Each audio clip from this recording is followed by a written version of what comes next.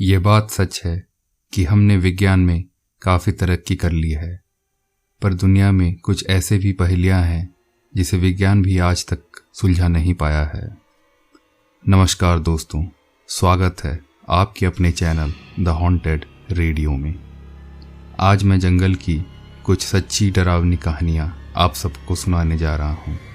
कहानी का पूरा मज़ा लेने के लिए कृपया अपने अपने हेडफोन्स लगाइए। चलिए कहानी की ओर बढ़ते हैं। ये पहली कहानी है एंड्रयू की आप बीती। आगे की कहानी मैं एंड्रयू के ही नज़रिए से सुनाऊंगा। हेलो एवरीवन, मेरा नाम एंड्रयू है। अब मैं 60 साल का हो चुका हूँ, लेकिन जो किस्सा आज मैं आप सबको सुनाऊंगा वो आज तक मेरे लिए नाइटमेयर्स बना हुआ है। बात है तब की जब मैं 25 साल का नौजवान था। हमारे घर में सिर्फ मैं और मेरा बड़ा भाई माइकल ही रहते थे। माइकल का एक बड़ा सा पोल्ट्री फार्म था। फार्म का बिजनेस भी काफ़ी फैला हुआ था। सच बताऊं तो हम फार्म से अच्छा खासा पैसा कमा लेते थे। डिलीवरी देने के लिए कई बार मैं खुद भी चला जाता था ट्रक लेके। एक बार की बात है, माइकल को काफ़ी बुखार हुआ था और उसी दिन शाम को एक बड़ा सा ऑर्डर हमारे हाथ लगा था। माइकल तो बीमार था, इसीलिए मैं तैयार हो गया डिलीवरी देने के लिए, पर माइकल ने मुझे मना कर दिया। मैंने कहा, मेरे जाने में दिक्कत क्या है? तो माइकल ने कहा, बाहर मौसम काफ़ी ख़राब है और वैसे भी आते आते रात हो जाएगी, इसलिए ऑर्डर कैंसिल कर दो। मैं भी डिलीवरी देने के लिए जिद करने लगा। आखिरकार माइकल को मानना ही पड़ा। लेकिन एक बात माइकल ने मुझे कहा, जाना है तो जाओ, पर एक बात याद रखना, लौटते वक्त हाईवे से ही आना। चाहे कुछ भी हो जाए, जंगल के रास्तों से बिल्कुल मत लौटना। मैंने पूछा, क्यों, क्या होता है वहाँ से? चिढ़ते हुए माइकल ने कहा, सवाल जवाब मत करो, जो कह रहा हूँ बस वही करो। मैं भी अब कुछ नहीं बोला और ट्रक लेके निकल पड़ा। बाहर मौसम काफ़ी ख़राब था। कुछ ही दूर मैं आगे गया ही था कि जोरों की बारिश होने लगी। करीब 2 घंटे ड्राइव करने के बाद मैं आखिरकार अपनी मंजिल पर पहुंच ही गया। काम ख़त्म करके मैं फिर से ट्रक लेकर रास्तों में निकल पड़ा। अब बारिश और हवा बहुत ज़ोरों से चल रही थी। मैं कुछ ही दूर गया ही था कि अचानक मेरी नज़र सामने पड़ी। एक बड़ा सा पेड़ टूटकर बीच रास्ते में गिर गया था। मैंने मन ही मन कहा, अरे यार, ये रास्ता भी अभी बंद होना था। फिर मैं शॉर्टकट लेने के लिए सोचा, तभी मुझे माइकल की बात याद आई, पर मेरे पास और कोई चारा भी तो नहीं था। फिर मैंने ट्रक को रिवर्स करके उसी जंगल वाले रास्तों की ओर मोड़ दिया। बारिश बहुत ज़ोरों से हो रही थी, सामने ठीक से दिखाई भी नहीं दे रहा था। सच बताऊं तो वह रास्ता काफ़ी सुनसान और काफ़ी भयानक लग रहा था। मैं अपने रास्ते जा ही रहा था कि अचानक मेरी नज़र रास्ते में एक बोर्ड पर पड़ी जिसमें लिखा था, गो बैक। ये देखकर मुझे थोड़ा अजीब लगा, पर फिर भी मैं आगे बढ़ने लगा। कुछ 15-20 मिनट बाद मैंने देखा एक आदमी मुझे लिफ्ट मांग रहा है। वो आदमी लगभग 7 फीट ऊंचा होगा और उसने एक सफ़ेद कोट और एक हैट पहनी हुई थी। उस आदमी को देखकर मुझे बड़ा ही डर लगने लगा, इसीलिए मैंने अपनी ट्रक की स्पीड बढ़ा दी।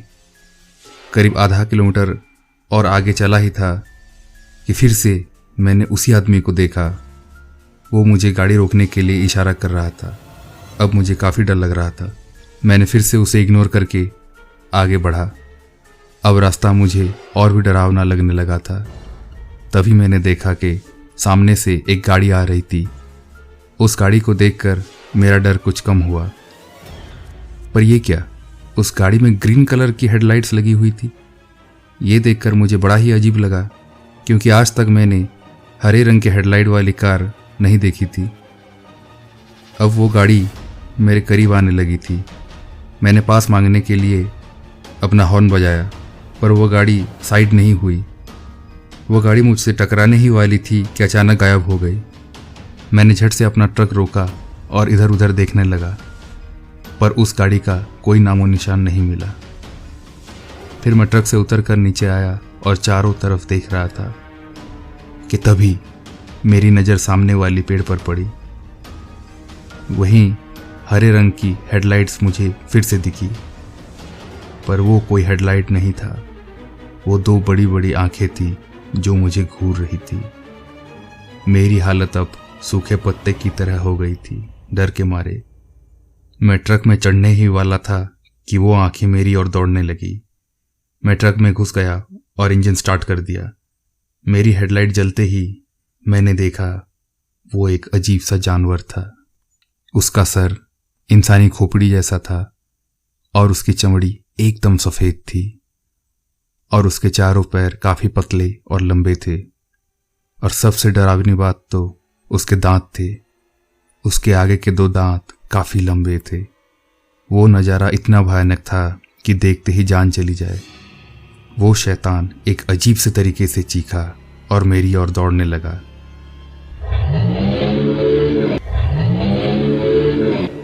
अब मेरे हाथ पैर भी नहीं चल रहे थे। तभी एक चमत्कार हुआ। एक आवाज़ आई, रुक जाओ। ये सुनते ही वो शैतान अचानक रुक गया। मैंने देखा एक आदमी मेरे ट्रक के पास खड़ा था और उसी ने उस शैतान को रोके रखा था। उस आदमी को देखते ही वो शैतान अचानक एक छोटी बिल्ली बन गया और जंगल की ओर भाग गया। ये वही आदमी था जो मुझे रास्तों में लिफ्ट मांग रहा था। फिर वो आदमी ट्रक का दरवाज़ा खोलकर मेरी बाजू वाली सीट पे आकर बैठ गया और मुझे आगे चलने को कहा। मैंने भी ट्रक आगे बढ़ा दिया। पता नहीं कैसे, पर मैं उस इंसान के साथ बात नहीं कर पा रहा था। कुछ घंटे बाद मैं अपने घर पर पहुंच गया। वो आदमी भी ट्रक से उतरा और मुझे गुड बाय कहा और मेरे आंखों के सामने से ही वो ओझल हो गया। ये किस्सा मैंने आज तक कभी किसी को नहीं सुनाया था, क्योंकि लोगों को ये बस एक मजाक ही लगेगा। ये दूसरी कहानी है रायन की। हाय, मेरा नाम रायन है। आज जो बात मैं आपको बताने जा रहा हूँ वो 2015 की है। मैं पेशे से एक आर्कियोलॉजिस्ट हूँ। बचपन से ही मुझे हिस्ट्री और पुराने चीज़ों पे बहुत ही दिलचस्पी थी। ऊपर वाले की दया से मैं गवर्नमेंट आर्कियोलॉजिस्ट बन गया। एक बार मुझे एक इन्फॉर्मेशन मिली। इन्फॉर्मेशन के हिसाब से इन्फॉर्मेशन कैलिफोर्निया की थी। उसके हिसाब से मुझे पता चला कि कैलिफोर्निया के जंगल में कुछ अजीब से पत्थर दिख रहे हैं और उनका ये भी कहना था कि पत्थर कम से कम 100-150 साल पुराने ही हो सकते हैं। अगले दिन मैं और मेरा कोलीग मार्टिन, हम दोनों निकल पड़े उसी जंगलों की ओर। बस 2 घंटे ड्राइव करने के बाद हम उस जंगल के शुरुआती जगह पर पहुंच गए। वहां से हम पैदल ही अंदर की ओर चलने लगे। जंगल के अंदर घुसते ही एक अजीब सा एहसास हो रहा था। ऐसे लग रहा था जैसे हम किसी दूसरी दुनिया में आ गए हैं। वहां के पेड़ पौधे सब अलग नजर आ रहे थे। सर्द हवाएं चल रही थी। सूरज की किरणें तो वहां ना के ही बराबर थी। करीब 1 घंटा पैदल चलने के बाद हम एक मैदान में पहुंच गए। इतने घने जंगल के बीच में इतना बड़ा मैदान मैंने आज तक कभी नहीं देखा था। मैदान काफ़ी बड़ा था और मैदान के बीचों बीच वही 5 बड़े बड़े गोल पत्थर पड़े हुए थे। वो पत्थर दिखने में बिल्कुल गोल और चिकने थे। उन पत्थरों के व्यास 15 फीट थे और वो पत्थर इतने भारी थे कि 100 लोग भी एक साथ उसे हिला नहीं सकते थे। मैंने और मार्टिन ने अपने अपने लेंस निकाले और उस पत्थर को बारीकी से देखने लगे। जब हमने अच्छी तरह से उस पत्थर को देखा तो पता चला उस पत्थर पे कुछ तस्वीरें बनी हुई थी। कई घंटे स्टडी करने के बाद हमें पता चला कि उस पत्थर पर कुछ अलग ही भाषा में कुछ लिखावट भी थी, लेकिन वो भाषा हमने आज तक कभी नहीं देखा था। ऐसे करते करते शाम हो गई और हम उसी मैदान के एक कोने में अपना टेंट लगा दिया। मार्टिन और मैं, हम दोनों टेंट के बाहर बैठकर बातें ही कर रहे थे कि हमने देखा एक पत्थर अचानक हिला। हम दोनों दौड़ते हुए उस पत्थर के पास गए और देखने लगे। सही में वो पत्थर अपनी जगह से हिला हुआ था। ये देखकर हमें बड़ा ही अजीब लगा। हम वहाँ खड़े ही थे कि वो सारे पत्थर अचानक से हिलने लगे। ये देखकर हम लोग काफ़ी डर गए और भागकर अपने टेंट के पास आ गए। इसके बाद मैंने और मार्टिन ने एक बहुत ही अजीब नज़ारा देखा। हमने देखा वो सारे पत्थर जोर जोर से हिलने लगे और हर एक पत्थर एक एक इंसान में तब्दील होने लगा। ये देखकर तो हम दोनों का खून ही जम गया था। मार्टिन ने हिम्मत करके अपना कैमरा निकाला और शूटिंग करने के लिए जैसे ही ऑन किया, कैमरा ऑन ही नहीं हुआ। कुछ देर बाद वो पांचों पत्थर 5 इंसानों में तब्दील हो गए। वो इंसान हमारी तरह आम इंसान नहीं लग रहे थे। वो लोग काफ़ी ऊंचे थे। वो लोग करीब 10 फीट ऊंचे होंगे और काफ़ी चौड़े भी थे। वो पांचों काफ़ी भयानक लग रहे थे। इससे पहले कि कुछ आफत आए, हम दोनों तुरंत एक पेड़ पर चढ़कर चुपचाप बैठ गए। वो पांचों लोग अपनी भाषा में कुछ बात कर रहे थे और तभी वो सब हमारे टेंट की ओर देखने लगे। अचानक से वो पांचों टेंट की ओर बढ़ने लगे। हम दोनों ये सब पेड़ पे छिपकर देख रहे थे।